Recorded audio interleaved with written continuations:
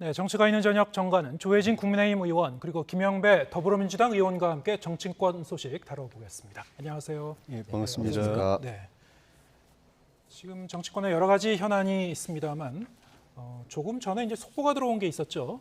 이준석 국민의힘 전 대표에 대한 경찰 수사 결과가 나왔습니다. 속보로 이준석 전 대표의 성접대 의혹 등 여러 가지 혐의에 대해서 수사를 해왔는데 서울경찰청이 일단 알선 수재 혐의 등에 대해서는 불송치 결정을 내렸죠. 예. 자, 지금 이제 국민의힘 그 내용과 관련해서 중요한 문제이기 때문에 자, 이 문제부터 좀 얘기를 나눠보겠습니다. 국민의힘에서는 지금 이준석 전 대표에 대한 이제 추가 징계도 지금 진행이 되고 있는 그런 과정이고 이달 말에는 이제 가처분에 대해서 이 법원이 어떤 결정을 내릴지도 초미의 관심사인데 경찰 수사 결과가 상당히 좀 어떤 상관관계가 있을 수도 있지 않을까. 그래서 정치권에서도 어떤 결과가 나오는지 눈여겨보고 있었는데 불송치 결정이 나왔습니다. 특히 알선 수재 등 혐의에 대해서는 불송치 결정을 내렸는데 이 구체적인 불송치 사유에 대해서도 확인해 줄 수 없다라고 이제 얘기를 했어요.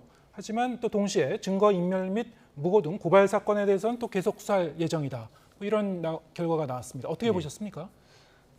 그 두 가지 건인데 성접대 관련해서는 2013년, 2015년 그 다음에 무고 관련해서 또 이제 최근에 가세연 고발한 거 그게 이제 2013년에 아이카이스트 김성진 대표로부터 성접대를 받고 또 금품을 받았다는 그 혐의에 대해서는 공소시효가 지나서 불송치한다.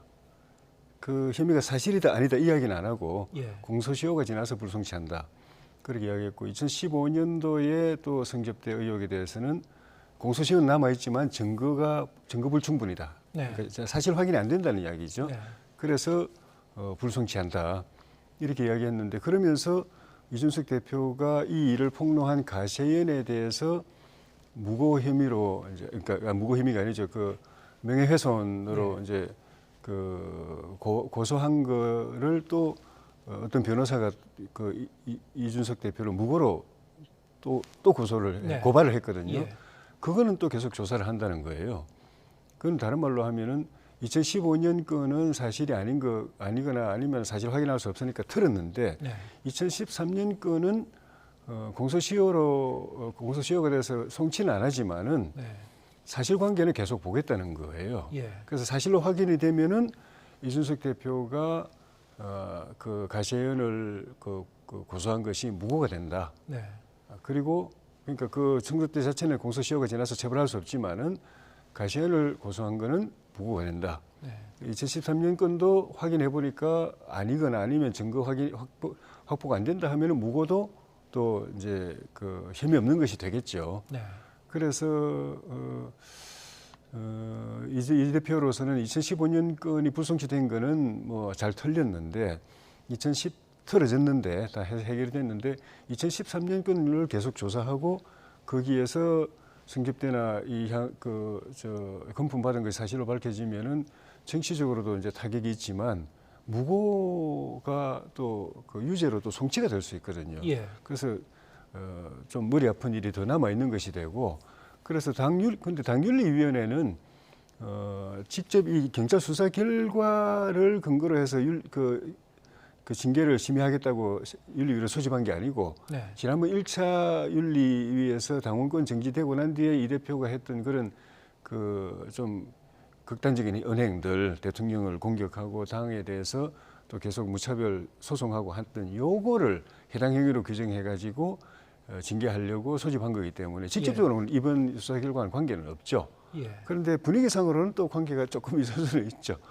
여론의 흐름과도 좀 영향이 있을 수 있습니다. 국민들이 볼 때는 경찰에서는 일단은 세세한 내용을 이렇게 보면은 여전히 이 대표로서는 계속 경찰 조사를 받아야 되는 입장이지만 뭐 이렇게 무혐의 불송치 결정이 내려졌다고 이렇게 그냥 단순하게 여론이 국민들이 이해할 때는 불송치 됐는데 왜 그 당에서는 또 계속 징계를 밀어붙이나 이런 여론이 형성될 수 있기 때문에 그런 부분은 윤리위로서는 부담이 되겠죠. 추가 징계에도 변수가 될 수는 있다. 여론 흐름과 관련해서는 그 결론에 영향을 줄지는 모르겠지만은 변수가 된다면 될 수는 있겠죠. 예. 오늘 이제 경찰 발표 내용을 다시 한번 정리를 해보면은 지금 말씀하신 대로 이제 공소시효와 관련해서는 2013년 그 혐의에 대해서는 이제 불송치 결정을 내렸는데 그게 이제 공소시효과 관련해서 그렇게 한 거고 2015년 건과 관련해서는 지금 이제 이 증거가 없다는 그 내용이라고 좀 설명을 해주셨고요. 하지만 이제 증거 일면 및 무고 등 고발 사건에 대해서 이제 계속 수사할 예정이기 때문에 만약에 무고건과 관련해서 다시 나중에 이 혐의가 입증된다면 그 부분은 이제 다시 이 소위 얘기하는 그 이 성상납과 관련된 건과도 이제 연동이 되는 그런 상황이기도 하죠. 사법적으로는 그래서 아직까지 이제 그렇죠. 불씨는 남아 있다 이렇게 봐야 되겠군요. 그렇죠. 네. 사법적으로는 그러한데요. 사실은 이 사태가 지금 문제가 되는 게 멀쩡하게 뽑힌 당 대표를 별 이유도 없이 당 대표직에서 끌어내리면서 지금 발생한 이 상황이거든요. 거기다가 얼마 전에 정진석 비대위원장하고 유상범 의원이 주고받았다는 그 이제 문자도 보면은 그 전에 윤석열 대통령과 그 권성동 원내대표가 나눴던 이야기하고 똑같이 그 이렇게 기소가 되면은 그 이준석 대표를 제명하자 네. 이렇게 이제 이야기를 나누는 내용이잖아요. 그러니까 이거는 소위 친윤 세력에서 이준석 대표를 어떻게 해서든지 당에서 쫓아내려고 한다라고 하는 정황이 좀 분명해 보인단 말입니다. 그렇기 때문에 이 사건은 사실은 유죄냐 무죄냐 무슨 죄가 있느냐 이런 문제와는 변론으로 국민적으로 볼 때는 참 이 꼴불견이다고 할 정도로 권력 투쟁의 결과다. 그래서 저는 국민들이 보시기에는 좀 국민의힘이 제발 좀 내부 집안 싸움 좀 그만하고 권력 다툼 좀 그만하고 이제 진짜 민생에 좀 올인해라 이런 이제 이 아주 뭐라 그럴까 좀 이제 좀 약간 짜증나는 이런 단계가 아닌가 이제 그런 말씀 좀 드리고 싶네요. 네.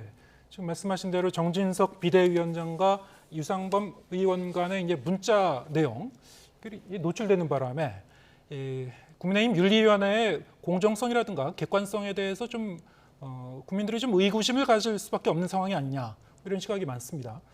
자, 이런 상황에서도 뭐 예정대로 이 추가 징계 수순은 뭐 계속 진행이 될까요? 어떻게 보십니까? 예, 진행되지 않을까 싶으네요. 예. 윤리위의 공정성 또 객관성 이 문제는 사실 지난번 1차 징계를 할 때 예. 문제가 있었던 겁니다. 저 같은 경우 경찰 수사 결과 나올 때까지 기다려야 된다. 네. 결과가 나오지 않았는데 징계를 무리해서 강행하는 것은 잘못된 거다. 윤리위가 그래 하면 안 된다. 그러면 반드시 크게 문제가 생긴다라고 이야기했는데 그때 뭐 제가 직접 확인할 수는 없지만은 여러 가지 이게 상황이나 또 이렇게 이야기를 들어보면은 우리 이양희 위원장께서 좀 이준석 대표에 대한 그런 부정적인 인식 네. 이런 것들이 영향을 줘가지고 경찰 수사 결과라는 객관적 사실이 밝혀지기 전에 그걸 기다리지 않고 윤리 이렇게 징계를 강행한 그런 측면이 있어서 지난번 1차 징계는 분명히 제가 볼 때는 객관성, 중립성 또는 뭐 공정성에 문제가 있는데 이번에 2차 징계 같은 경우는 그 좀 전에 말씀드린 대로 경찰 수사 결과에 따라서 징계하려고 소집한 게 아니라 1차 징계 이후에 이 대표가 보였던 해당 행위들에 대해서 징계하려고 이제 소집을 한 걸로 제가 알고 있고 그럼에도 불구하고 유상범 의원의 문자를 보면 물론 이제 8월에 예. 보낸 문자라고는 합니다만 예. 경찰 수사 결과를 어느 정도 예상 혹은 기대를 하면서 예. 그와 연동해서 이제 발언을 하는 내용이 있었거든요. 예. 네. 그때 그러니까 그 징계가 이루어졌던 건 이제 7월 8일이었고 예, 문자를 보낸 건 8월 13일이라고 문자를 주고 받았는데 만약에 그때 정진석 의원이 지금처럼 당의 이렇게 사실상 당 대표인 비상대책위원장이었으면 그게 압력으로 작용할 수 있겠죠. 예. 근데 그렇지 않은 이제 당직은 없는 평의원 입장에서는 뭐 윤리위가 부담을 느꼈다면 느낄 수도 있지만은 의견은 개진은 할 수 있다고 보거든요. 왜냐하면 저도 우리 윤리위원들한테 그 당시에 윤리위가 징계 강행하면 안 된다. 선관위 경찰 수사 결과가 나올 때까지 기다려야 된다. 안 그러고 무리하게 했다가는 당이 큰일 난다라고 개인적으로 이야기를 했으니까 예. 윤리위한테 그런 윤리위는 우리 당을 대표해서 윤리 징계를 하는 것이고 당을 위해서 하는 것이기 때문에 의원들 입장에서는 그 의견 제시할 수 있다고 봅니다. 거기다가 지난번에 징계를 이미 당원권 정지를 했기 때문에 추가 징계를 하게 될 경우에는 우리 당헌에서는 제명밖에 사실 없어요. 그래서 이번에 징계를 한다면 이 일이 아니라도 성상납 의혹이 아니라도 징계를 한다면 제명밖에는 방법이 없는데 말 그대로 거기다 또 성상납 행위까지 사실로 밝혀지면은 뭐 유상범 의원이 그런 문자를 보낸 답신을 보낸 게 자체가 뭐 이렇게 적절하냐는 변론을 하더라도 결론은 사실 뭐 틀리지 않은 거죠. 네. 그렇게 갈 수밖에 없게 되는 거죠. 그러니까 사실 그 이번에 주호영 원내대표가 당선되는 선거를 보니까 예. 의외로 많은 비윤계 의원들이라고 뭐 이렇게 불러도 되는지 모르겠지만 그동안엔 물밑에서 흩어져 있던 비윤계 의원들이 41분이나 이용호 의원을 찍었더라고요. 예, 의외의 결과가 나왔죠. 예, 60대 40 정도 되던데요. 보통 이제 친윤계가 이렇게 독주한다는 이야기가 그동안 너무 많았고 특히나 이준석 대표가 좀 무혐의까지 만약에 나와서 국민들이 인식을 이거 집안 싸움이 해도 너무한 거 아니냐. 이 소위 친윤계가 너무 이제 강성으로 일변도로 독주한다. 이런 이제 우려가 현실화가 되는 셈이니까요. 네. 그래서 국민의힘 당내에서도 거기에 대한 상당한 걱정이 있구나라고 하는 거를 저는 이번 원내대표 선거 결과를 보면서 좀 느끼겠던데요. 그런 면에서 보면은 정당이 의견을 모으고 민주적으로 좀 운영되고 다름이라고 하는 게 공존할 수 있도록 하는 것이 굉장히 중요하거든요. 그래서 민주당 내에서도 저희들도 뭐 여러 다툼도 있고 어려움도 있고 그렇지만 이재명 대표가 이제 취임하고 나서 가장 중요하게 생각하는 게 지금 통합이고 단합이다 이런 말씀도 좀 여러 차례 하고 있고 저희들도 이제 우리가 민생을 위해서 정말로 함께 열심히 일하고 단합하자 이런 이제 분위기가 형성돼 가고 있는 중인데요. 국민의힘도 저는 좀 더 이제 집안 싸움 좀 이제 그치고 함께 좀 민생을 풀어나갈 수 있는 준비를 집권 여당답게 좀 하셔야 되지 않나 이제 그런 생각이 들죠. 네, 지금 민주당 입장에서도 이제 집안 싸움 좀 그만하고 민생에 대해서 얘기하자 이런 말씀을 해주셨는데 예. 조혜진 의원님 입장에서도 사실 원내 이 대표 이 선거 직전까지도 예. 사실 이제 후보군에 좀 들어가셨기 때문에 예. 끝까지 좀 고민을 하셨을 것 같아요. 예. 당내 분위기가 어땠습니까? 저는 이제 그 출마 준비 이제 그 서류 다 준비하고 예. 기탁금도 준비하고 있었는데 거의 이제 개인적으로 제출하려고 이제 준비를 하고 계셨군요. 예, 그 주호영 대표와 저하고 사실은 지난번 원내대표 경선 때 런닝메이트로 같이 하기로 서로 의논하다가 막판에 이제 사정이 있어서 안 된 그런 그 이외에도 여러 가지 특수 관계가 있어요. 예. 그런 주 대표가 본인이 원치 않는데 당이 어려운 사정 때문에 사실은 이제 불려 나와 가지고 네. 그것도 임시 원내대표, 한시 원내대표를 이제 맡아야 될 상황이어서 당으로서는 어떻게 보면은 이 맡아달라고 이제 총대를 메워지는 상황에서는 힘을 실어줘야 되는 그런 관계인데 제가 직접 표대결을 한다는 건 부담이 있어가지고 근데 본인도 역시 이제 그 부탁은 받았지만 요청은 받았지만 거절을 못하지만 또 누군가 또 나오면 경선을 해야 되기 때문에 이걸 출마해야 되나 말아야 되나 고민이 길어가지고 그 아시는 것처럼 이게 지난 토요일 후보 등록 당일까지도 오전까지도 고민을 하셨어요. 네. 그래서 저는 이분이 안 나오시면 출마해야 되니까 출마 준비 등록 준비 다 하고 있다가 나오신다고 이야기 듣고 제가 이제 접었는데 그런 고민이 있었고 당 내에서는 지금 저처럼 이렇게 본인이 원치 않는데 당의 위기 관리를 위해서 우리가 좀 부탁을 하는 입장이면은 힘을 실어줘야 된다는 의견도 있는 반면에 또 그 윤심 논란에 대해서 좀 불편해하시는 의원님들도 계셨던 것 같고 당이 너무 획일적으로 비민주적으로 가는 거는 국민들에게 점수 잃는 일이다라고 네. 생각하시는 분들도 계신 것 같고 이용호 의원이 사실은 호남 출신의 민주당 출신인데 우리가 좋은 분을 모셔다 놓고 이런 때 표가 정말 안 나오면은 모셔놓고 진짜 이거는 우리 호남 우리 주민들한테도 우리가 할 말이 없어요. 그리고 아마 민주당에서 그 아이고 뭐 그 국민의힘은 데려가 놓고 이용만 하고 팽시켰다 이런 말씀도 하실 것도 같고 그래서 이용호 의원한테 최소한 우리가 좀 예원해드려야 된다 하는 게 표가 42표나 나왔어요. 네. 이번에 사실 조혜진 저는 의원님을 응원했었는데 예. 조혜진 의원님이 나왔으면 표가 얼마나 나왔을까 아주 궁금한데요. 모르겠습니다. 네. 어쨌든 분명한 거는 네. 이 친윤계의 독주에 좀 이 반대하는 좀 예. 반대 흐름이 상당히 상당수 지금 확산되고 있었다. 예. 그리고 앞으로 이제 이 당내에도 역학구도의 어떤 그 변화의 조짐이 있다. 이런 예. 점은 좀 가늠해 볼 수 있겠군요. 대통령은 우리 당의 최고 어른이기 때문에 그 당에 대해서 자기 의사를 좀 표현할 수 있다는 게 제 생각입니다. 네. 자기 당무에 대해서 자기 의중이 있으면 이야기할 수 있고 그거는 우리도 서로가 다 존중하는데 조영 대표가 어떤 의생을 가지고 있다 하면 제가 존중하잖아요. 저 예. 진로를 결정하는데 당연히 대통령이 어떤 의중을 갖고 있다면 당연히 가장 크게 존중하겠죠. 그런데 그것과 관계없이 대통령이 뭐라고 생각한다고 하면 일사불란하게 쫙 그 공지를 해가지고 그대로 따라 딴 생각하지 마 움직이지 마 이렇게 하는 거는 아니다라는 네. 게 이제 당을 걱정하는 여러분들의 그 생각인 것 같아요. 예, 알겠습니다. 지금 정기국회가 지금 한창 진행이 되고 있는데 여러 가지 이 법안들이 나오고 있죠. 민주당에서도 뭐 22개 법안 가운데 특히 7개 법안에 대해서 지금 집중적으로 추진 의지를 밝히고 있고 그 여러 가지 법안 중에서 또 김영배 의원께서 직접 이제 추진하고 계신 그 대표 발의하신 이제 법안이 있더라고요. 네네. 네, BTS 등 대중문화인의 대체 복무 허용 병역법 개정안인데 어떤 취지입니까? 예, 그동안 병역 특례 중에 네. 이제 대체 복무를 할 수 있는 요원들 중에 체육 예술까지는 허용이 됐는데 예. 대중문화 예술인들에 대해서는 그 규정이 없었습니다. 그런데 최근에 BTS나 아니면 이정재 씨 같은 경우도 보면은 세계적인 영향력이 엄청나거든요. 예. 그래서 국익 차원에서 보자면은 대체 복무라는 그런 병역의 방법을 통해서 다양한 방법으로 이제 병역 의무도 이제 이행하고 그리고 국익도 증진시키는 그런 이제 방법을 좀 찾는 게 어떠냐 이런 이제 내용으로 발의를 한 것인데요.